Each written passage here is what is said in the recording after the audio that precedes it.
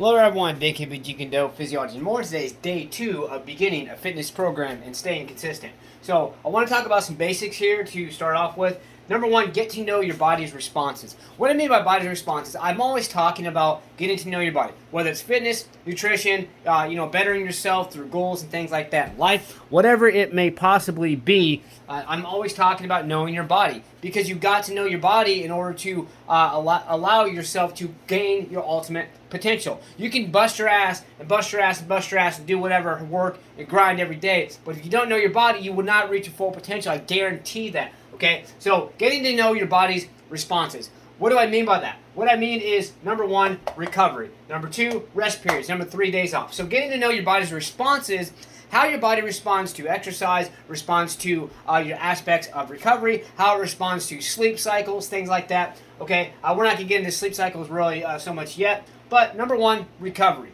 Okay, so everyone is different. We all recover in different ways. Now, one great thing about that is the more we get our bodies adapted to fitness, the more we get our bodies adapted to the stressors of exercise, what happens is our recovery time is decreased significantly. Now, that is going to depend on number 1, genetics. It's also going to depend on how much cardiovascular exercises you're doing, because cardiovascular exercises is going to strengthen your heart and help with your blood flow, blood vessels, and everything like that. So therefore, that is actually going to decrease your recovery time just simply by doing cardio, because it's gaining overall strength and development of your heart, a muscle, and things like that. Okay, if you want me to get more in depth with that, please comment. Let me know.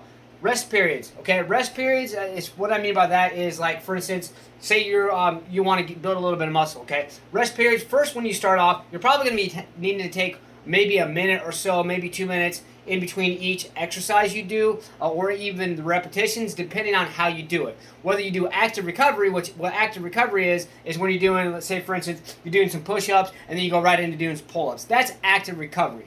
That means that you're always doing something. You're not taking any rest. Yes, you're taking a rest from the specific muscle group you're working, such as push-ups working in your chest muscles and your front shoulder muscles. Okay, and then your obviously your pull-ups are going to work your latissimus dorsi and your back muscles and your upper back muscles as well. So you're working different muscles, but you're still consistently training. That's called active recovery. Okay, but as far as rest periods in general, if you're doing something where you're doing, say, a bench press, and then you want to do 3 sets of bench press, your rest period would be do however many repetitions of your first set of your bench press, and then your rest period would be maybe probably 1 minute, 1.5 minutes, depending on how you feel. Now, if you say, for instance, you take 1.5 minutes and you go to do it, and you're not even doing that heavy of weight, and you can barely pump out. Say the first set you did 10 repetitions. The second set, say you can barely pump out 2 or 3. That means you probably not taken a long enough rest period in between. So go ahead and pump out as much as you can, but then take a full 2 minutes, because that 1.5 minutes clearly was not enough recovery time. Okay, days off. When you first start off, you want to focus on days off. You don't want to just train every single day. Nobody should be training every single day. Now, I do emphasize morning routine every single day, but even me, I take at least 1 full day completely off of my training. That's usually Sunday for me, okay? But I've also adapted myself. I've gone times where I just completely go through. I don't take a day off. I might train for 2 weeks solid, 2 weeks straight, okay, even at a higher intense level. But I've been doing this consistently for over 14 years as well. And I know my body very well, and that's the thing. When you know your body, you can reach that potential, and that's what I want to emphasize too. Knowing your body in every single way, that is going to give you the biggest payoff, okay? Days off, as far as days off go, I mean, there's lots of recommendations you can go with out there. But like I said, knowing your body, to know the days off and things like that.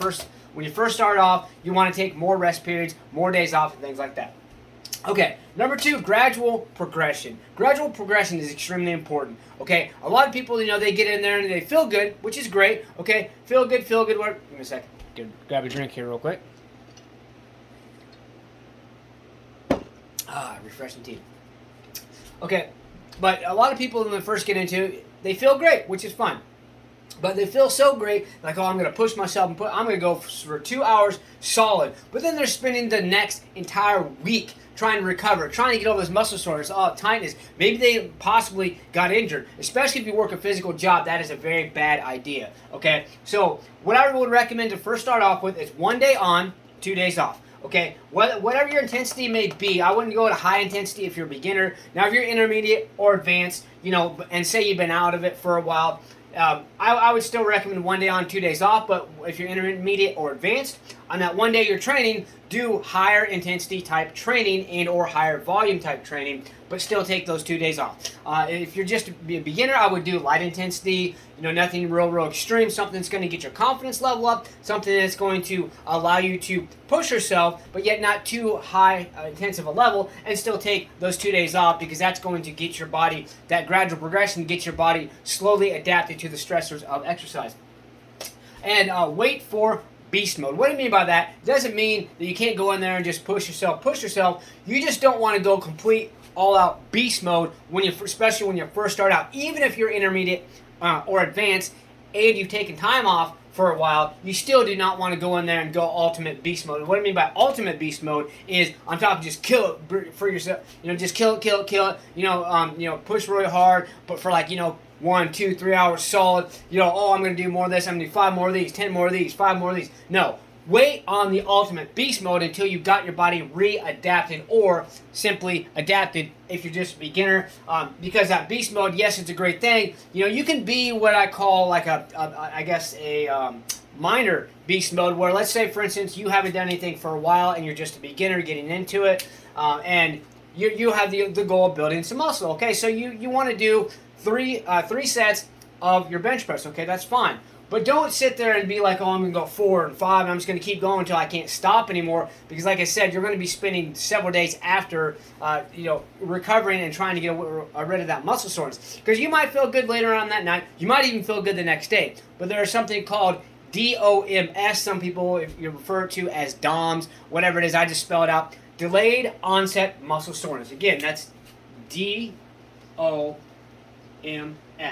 Delayed onset muscle soreness. That basically, that is a really good way to tell you get some good training, but that basically means that, you may not be sore today, you may not even be sore tomorrow, but the next day or two after, you're going to be sore as shit. So you want to think about this when you first get into your training, especially as a beginner, but even if you're intermediate or advanced and you get back into it, you want to honestly keep this in mind every single time. So hopefully this helps everyone out. Please comment with any questions, concerns, anything like that. You can private message me, Daniel Kibbe, on Facebook. That's DanielKibbee. That's Daniel Kibbe on Facebook. So let's push ourselves, get out there and do what we know should be doing for ourselves to better our lives. Get out there, stay motivated, believe in yourself, believe you can do it, and believe that you deserve it. Let's get out there. Let's go. Smash, punch, kick that like button. Just don't break it. Let's get out there and do something. Let's go.